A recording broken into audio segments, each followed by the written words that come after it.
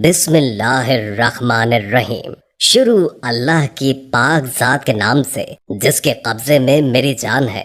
دوستو، آج میں آپ کے لیے بہت ہی دلچسپ اور سبق آموز واقعہ لے کر آیا ہوں جس کا عنوان ہے ملکہ کی رحم دلی۔ ملکہ خوران تیسرے عباسی خلیفہ مادے کی چہیتی بیوی تھی اور وہ بہت دانشمند اور نیک طبع اور مخیر خاتون تھی۔ اپنے اوصاف حمیدہ کی بدولت اپنے شوہر کے مزاج پر پوری طرح حاوی تھی۔ اس کی سفارش پر خلیفہ مہدی نے بنو امیہ کے بہت سے معتوب امیروں کی جاگیریں واپس کر دی تھی اور غریب محتاجوں اور ضرورت مند کی دل کھول کر مدد کرتی تھی۔ اسی لیے وہ عوام الناس میں بے حد ہردل عزیز تھی اور اس کا نام احترام سے لیا جاتا تھا۔ ملکہ خوران کی زندگی کا ایک دلچسپ واقعہ جسے مورخین نے بھی بیان کیا ہے کہ ایک دن ملکہ خوران محل میں بیٹھی ہوئی تھی۔ ایک لونڈی نے آ کر عرض کیا، ملکہ عالم، محل کے دروازے پر ایک نہایت شکستہ حال غریب عورت کھڑی ہے اور آپ کی خدمت میں حاضر ہو کر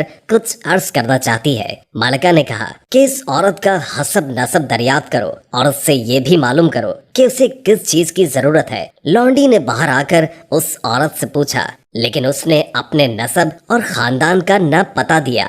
ملکہ کو اس عورت کا جواب سنایا تو وہ بہت حیران ہوئی۔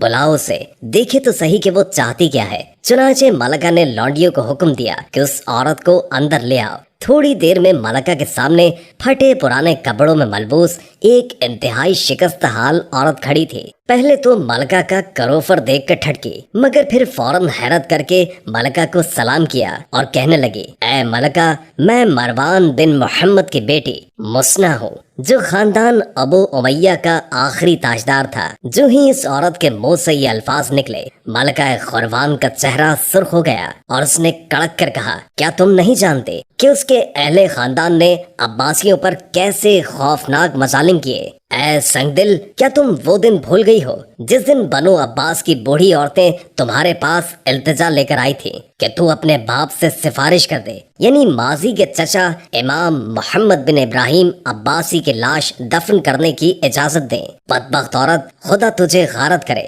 تو نے مظلوم خواتین پر ترس کھانے کے بجائے انہیں ذلیل کر کے محل سے نکلوا دیا۔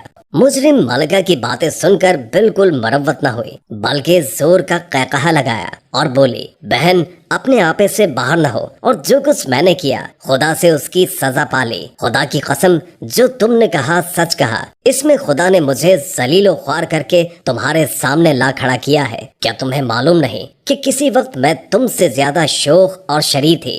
دولت اور حشمت میرے گھر کی لونڈی تھی، مجھے اپنے حسن پر ناز تھا اور تکبر نے مجھے اندھا کر رکھا تھا۔ اگر تم نے دیکھا کہ جلد ہی زمانے نے اپنا ذوق الٹ دیا، خدا نے اپنی تمام نعمتیں مجھ سے چھین لی، اب میں ایک فقیر سے بھی بدتر ہوں۔ کیا تم چاہتی ہو کہ تمہارے ساتھ بھی یہی کچھ ہو؟ اچھا، خوش رہو، میں جاتی ہوں۔ اتنا کہہ کر اس نے تیزی سے باہر کا رخ کیا، لیکن چند قدم نہ جانے پائی تھی کہ خضرا نے دوڑ کر اس کو پکڑ لیا اور چاہا کہ اسے گلے لگا لے، لیکن مسنہ نے پیچھے ہٹ کر کہا، خضران تو ملکہ ہے اور غریب اور بےکس عورت کے کپڑے اس قابل نہیں کہ ایک ملکہ اس سے گلے ملے۔ آپ دیدہ ہو کر لونڈیوں کو حکم دیا کہ مسنہ کو نہلا دھلا کر اعلیٰ درجے کی پوشاک پہنا دو اور پھر اسے عطر میں بسا کر میرے پاس لے آؤ۔ لونڈیوں نے ملکہ کے حکم کی تعمیل کی۔ اس وقت مسنہ کو دیکھ کر یہ معلوم ہوتا تھا کہ چاند بدلی سے نکل آیا ہے۔ ملکہ بے اختیار ہو کر اس سے لپٹ گئی۔ شام کو خلیفہ مہدی حرم میں آیا اور دن بھر کے حالات پوچھنے لگا۔ ملکہ خضران نے اسے آج کا واقعہ تفصیل سے بتانا شروع کر دیا۔ جب اس نے بتایا کہ اس نے مسنہ کو اس طرح جھڑکا اور وہ قہقہا لگا کر شان بے نیازی کے ساتھ واپس چل پڑی تو خلیفہ فرحت سے بےتاب ہو گیا اور اس نے ملکہ کی بات کاٹ کر کہا، خضران، تم پر ہزار افسوس رہے کہ خدا نے تمہیں جو نعمت عطا کی تم نے ان کا شکر ادا کرنے کا ایک موقع کھو دیا۔ تمہاری یہ حرکت ایک ملکہ کے شایان شان نہیں تھی۔ خضران نے کہا، امیر المومنین، میری پوری بات تو سن لیں۔ اس کے بعد جب اس نے مسنہ کے ساتھ اپنے حسن سلوک کی تفصیل بتائی تو اس کا چہرہ چمک اٹھا۔ اس نے ملکہ کی اعلیٰ ظرفی کو بہت سراہا اور کہا کہ آج سے میری نظر میں تمہاری قدر و قیمت دو چند بڑھ گئی ہے۔ پھر اس نے بھی اپنی طرف سے مسنہ کو 100 اشرفیوں کے توڑے بھیجے اور ساتھ کہلوا بھیجا کہ آج میری زندگی کا سب سے بڑا یوم مسرت ہے کیونکہ اس نے ہمیں خدمت کی توفیق دی۔ اب تم اطمینان سے رہو۔ اس کے بعد مسنا ایک طویل عرصے زندہ رہی۔ اس کے بعد اس کا بیٹا بھی مہاجرین کی بہت تیز تمہید کرنے لگتا رہا۔ اس کے بعد ہارون الرشید خلیفہ بنا اور اس نے مسنا کو ماں کے برابر سمجھا۔ اس کے عہد خلافت کے دور میں اس نے وفات پائی تو ہارون رشید بچوں کی طرح بلک بلک کر رویا۔ اس کے جنازے کو شاہانہ شان و شوکت کے ساتھ قبرستان پہنچایا۔